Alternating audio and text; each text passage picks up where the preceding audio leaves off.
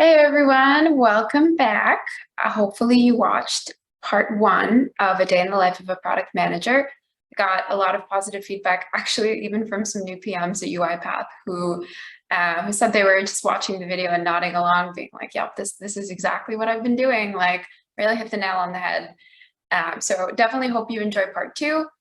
The two aren't exactly related, but I would definitely recommend watching video one, just because I will probably reference some concepts from video one that would help you understand concepts in video two. So let's get into it. Okay, I'm going to make myself a little bigger here so we can see me. Perfect. So last week we went over communication, we went over vision, project management, and synthesis.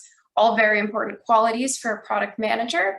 This week, we're going to go over the remaining four items. That would be relationship building, influence and persuasion, product knowledge, and creative problem solving. We're going to start with creative problem solving because this is honestly one of my favorite parts about being a product manager.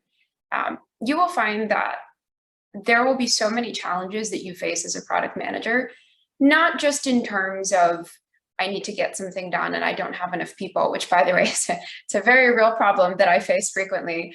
But you'll also face a time problem. Everybody's going to want your time, especially if you're, the product owner, because frankly, you're the expert. There is nobody that will be able to talk about your product or answer questions about your product better than you. And you can only, answer questions for so many hours a day, and you can only take meetings for so many hours a day because you also have to do your own work. And sometimes you just have to take a break.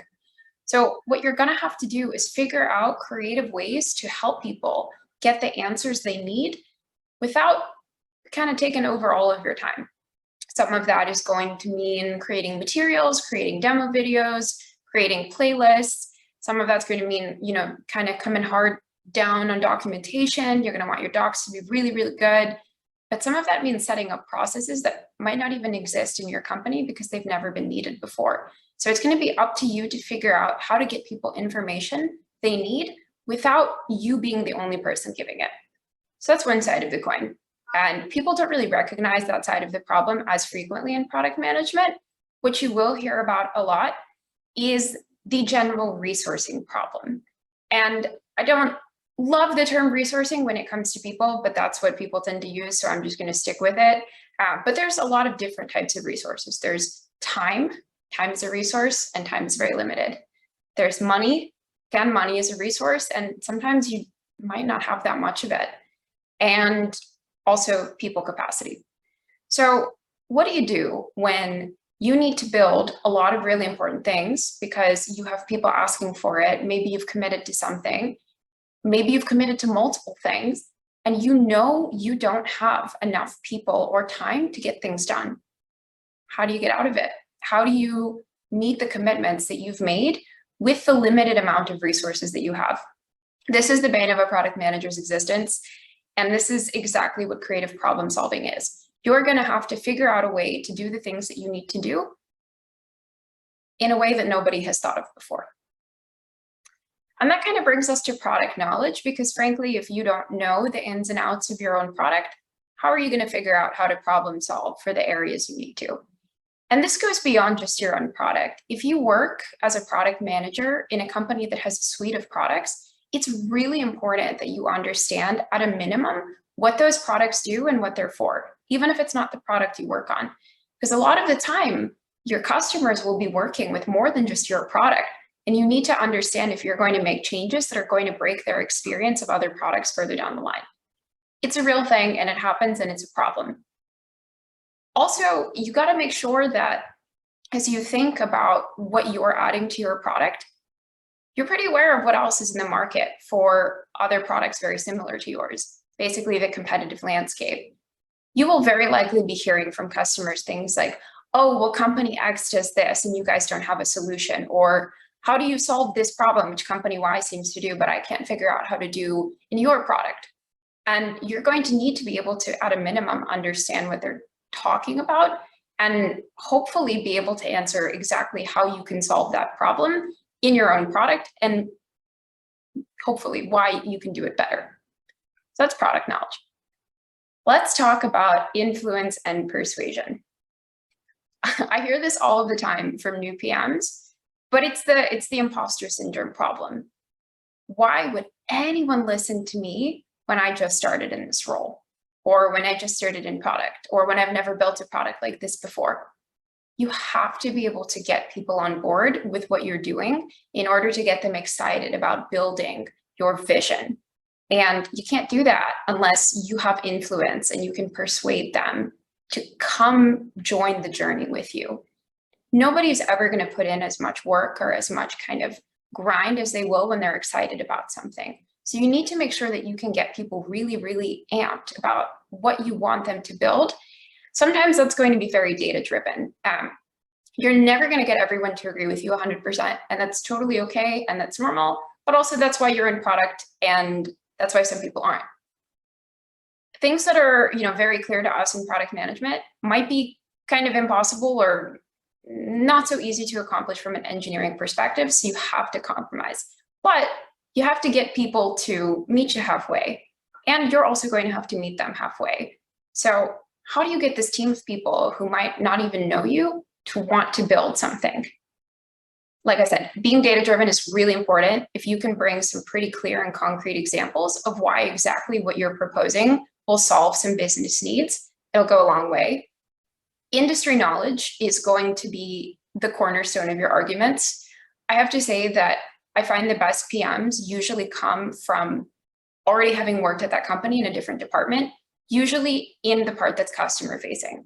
So when you have that experience with customers, that real experience and real stories you can draw to, it's very easy to convince people that they should follow along with what you're proposing because you have proof.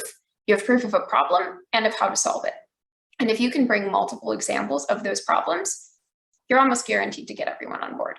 So even if you haven't worked with customers, go do your research, talk to your customer representatives, talk to your field teams, get some data about why what you're proposing is going to be important, and use that to kind of bring people along with you.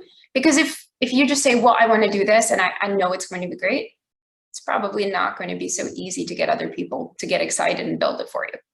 So keep it data-driven, make sure you can prove business value, make sure you can explain why something is important, and it should be pretty easy to bring people along. And lastly, relationship building.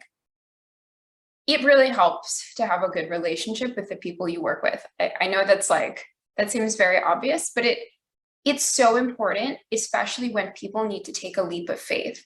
If you work with people who don't necessarily know your subject area, but are still investing into it, having that relationship with you is going to kind of have them trust you. You want them to trust you. You want them to feel like you're very reasonable, like you do your research, like you know what you're talking about, because it'll make it so much easier to convince them to work with you. Kind of goes back to influence and persuasion, which of course always goes back to communication. Like I said, everything on this wheel goes back to communication. But that aside, keeping really strong relationships with people that you work with, even outside of your team. So for example, as a product manager, you'll work with product marketing, you'll work with your tech writing team, you'll work with sales, you'll work with customer success. Keeping those strong relationships is super important because, first of all, as I mentioned in the last video, these are your key information sources. Nobody knows what's going wrong with your product better than the people who work with it and customers every day. Building that relationship with them is going to help you get that stream of feedback in a much more consistent and easier way. And it's also going to help them feel comfortable. If every time you get some feedback, you just balk and you say, oh, well, there's no way, this isn't true. You don't know what you're talking about. Nobody's going to want to give you any feedback and you're not going to improve your product.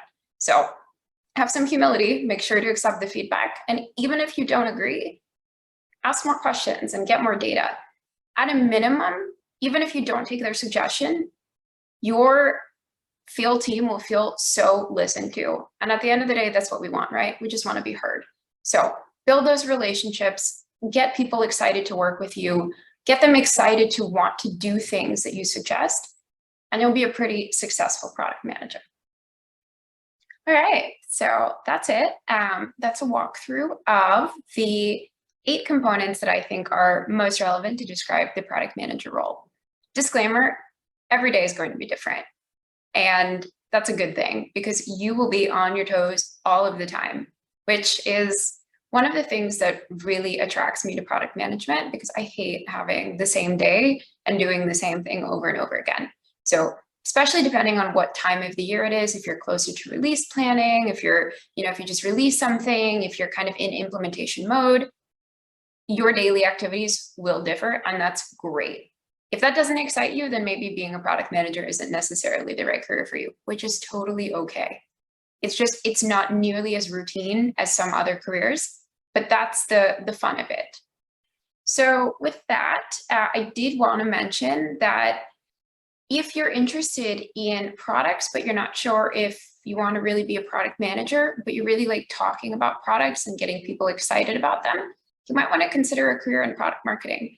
So I am very lucky that somebody who works at UiPath with me on the product marketing team will be joining me in a video very soon to talk about what it means to be in product marketing, how it's different than product management, and how it's different from marketing.